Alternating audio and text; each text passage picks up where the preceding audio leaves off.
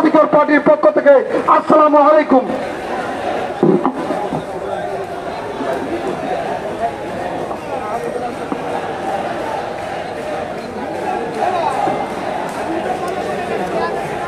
সংগ্রামী সাথী বন্ধুগণ, এই পর্যায়ে আমাদের মধ্যে বক্তব্য রাখবেন বাংলাদেশ ন্যাপের ইঞ্জিনিয়ার আব্দুল বারিক ভাই, সেক্রেটারি জেনারেল। ওনাকে বক্তব্য রাখার জন্য অনুরোধ জানাচ্ছি। বিসমিল্লাহির রহমানির রহিম।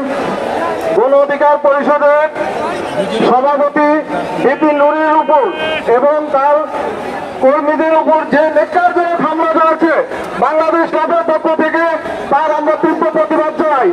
এর সাথে আমরা জাতীয় দাবিকে নিষিদ্ধ করার জন্য আহ্বান জানাই। যতক্ষণ পর্যন্ত জাতীয় দাবি নিষিদ্ধ না হবে ততক্ষণ পর্যন্ত আমরা রাজপথে থাকবো। আমরা আর ফ্যাসিস্টদের আর স্বৈরাচারীদের এরকম মারপিট আর খেতে চাই না।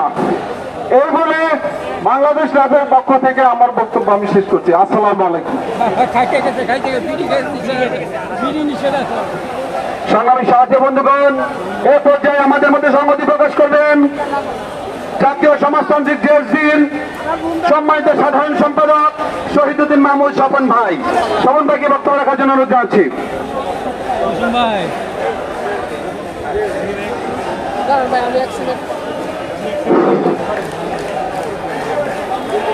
আমরা আজকে যারা এখানে এই সমাবেশে সমবেত হয়েছি, জাতীয় সমাজতান্ত্রিক দল জেএসডির পক্ষ থেকে এই প্রতিবাদ সমাবেশের প্রতি সংহতি প্রকাশ করছি।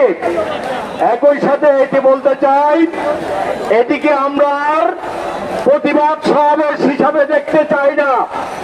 আমরা মনে করি গতকাল নূরের উপরে, রাশেদের উপরে যেভাবে হামলা হয়েছে, এটিকে প্রতিবাদের ভাষায় আর কথা বলার সুযোগ নাই। এর জন্য আমাদেরকে প্রতিরোধ করে তুলতে হবে বন্ধুরা। বিভিন্ন এই শেখ হাসিনার আমলে সারা বাংলাদেশের প্রত্যেকটা জেলায়, প্রত্যেকটা রাজপথে তার শরীরের রক্ত দিয়ে ফ্যাসিবাদ বিরোধী আন্দোলনের বীজ বপন করে এসছে। আমরা 5 আগস্ট শেখ হাসিনাকে পালাতে বাধ্য করার মধ্য দিয়ে ওই নূরের যে রক্তের বীজ, রক্তের প্রতিদান সেটি দেওয়ার চেষ্টা করেছি। নূরের রক্তের ঋণ পরিশোধ করার চেষ্টা করেছি। দুর্ভাগ্যজনক ভাবে হলো সত্য, আজকে ফ্যাসিস্ট মুক্ত বাংলাদেশে এই প্রফেসর ইউনূসের সরকারের আমলে গতকালকের যে ঘটনা, এই ঘটনার দিকে তাকালে আপনারা দেখবেন এটি কোনো হঠাৎ ঘটে যাওয়া কোনো ঘটনা নয়।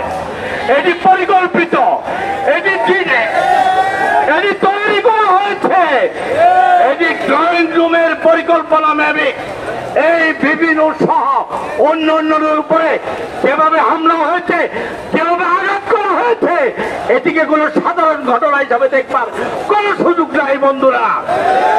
তাই সরকারের কাছে দাবি করছি, কোন নাটকের অংশ হিসাবে, কিসের অংশ হিসাবে, কোন অশুভ শক্তির ইন্ধনে নূরের উপরে হামলা হয়েছে, তার সুস্পষ্ট জবাব এই সরকারকে দিতে হবে। প্রিয় বন্ধুরা, কথা বলাতে চাই না। আমরা মনে করি বাংলাদেশের এই ফ্যাসিবাদ মুক্ত বাংলাদেশে এই ফ্যাসিবাদের যে বিচার, খুনিদের যে বিচার, এদিকে যারা বাধাগ্রস্ত করতে চায়, রাষ্ট্র সংস্কারের যে দাবি, বাংলাদেশকে নতুন ভাবে গড়ে তুলবার যে দাবি, এদিকে যারা বাধাগ্রস্ত করতে চায় এবং যারা বাংলাদেশের ক্ষমতা হস্তান্তর প্রক্রিয়াকে বাধাগ্রস্ত করতে চায়, তারা পরিকল্পিতভাবে বাংলাদেশকে আরেকটি দুঃশাসনের বাংলাদেশে পরিণত করার যে পায়তারা করছে।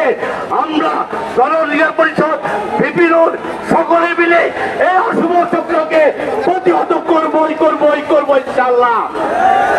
আপনাদের সবাইকে ধন্যবাদ জানিয়ে আগামী দিনের প্রত্যেকটি লড়াই সংগ্রামের এবং নব্য ফ্যাসিবাদী কায়দায় যেভাবে নূরকে আঘাত করা হয়েছে তার প্রতিকার করার প্রত্যেকটি লড়াইতে, প্রত্যেকটি সংগ্রামে অতীতের মতো আপনাদের সাথে আছি, থাকবো ইনশাআল্লাহ। আপনাদেরকে আবারও শুভেচ্ছা এবং অভিনন্দন। প্রিয় সাংবাদিকবৃন্দ এবং আমাদের নেতৃবৃন্দ, আপনারা জানেন এই গতকালকে এই কর্মসূচির ভিত্তিতে আজকে সর্বশেষে আগামী কর্মসূচি ঘোষণা করবেন আমাদের দলের সম্মানিত সাধারণ সম্পাদক মোহাম্মদ রাশেদ খান। সাংবাদিক ভাই সহ সকলকে থাকার অনুরোধ জানাচ্ছি। এ পর্যায়ে আমাদের মধ্যে বক্তব্য রাখবেন গতকালকের এই হামলায় আহত এবং আঘাতপ্রাপ্ত নারী নেত্রী গণ অধিকার পরিষদ নারায়ণগঞ্জের সংগ্রামী সহসভাপতি মেহবুবা আক্তার, ওনাকে বক্তব্য রাখার জন্য অনুরোধ জানাচ্ছি।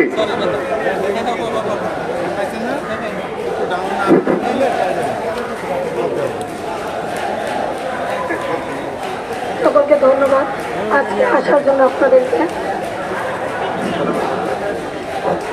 গতকাল আপনারা দেখেছেন যে কি ঘটেছে আমাদের সাথে। গতকালকের ঘটনায় পুরো রাষ্ট্রকে কাটিয়েছে।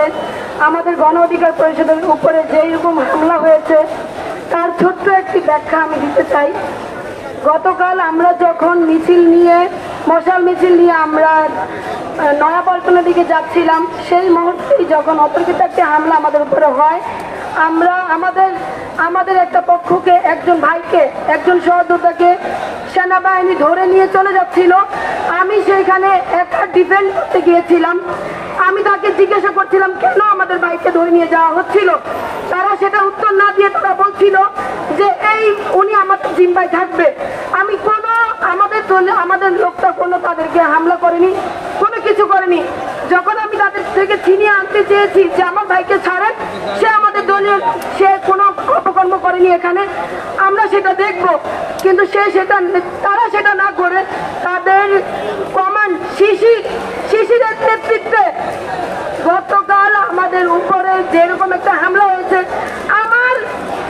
আমার তলপেটের মধ্যে সেনাবাহিনী জোরে একটা লাঠি মেরেছে। লাঠি মারার সাথে সাথে আমি পড়ে গিয়েছি। পরে গিয়ে যখন আমি তার থেকে ছিনিয়ে আনতে গিয়েছি, তখন সে ছাড়বে না ছাড়ার এক পর্যায়ে আমি যখন শুয়ে পড়েছি, তাকে নিয়ে শুয়ে পড়েছি, তারা আমার উপরে লাঠি চার্জ করেছে। পুলিশ এক পর্যায়ে সকলে এসে ঘুরে আমার উপরে লাঠি মেরেছে। তারপর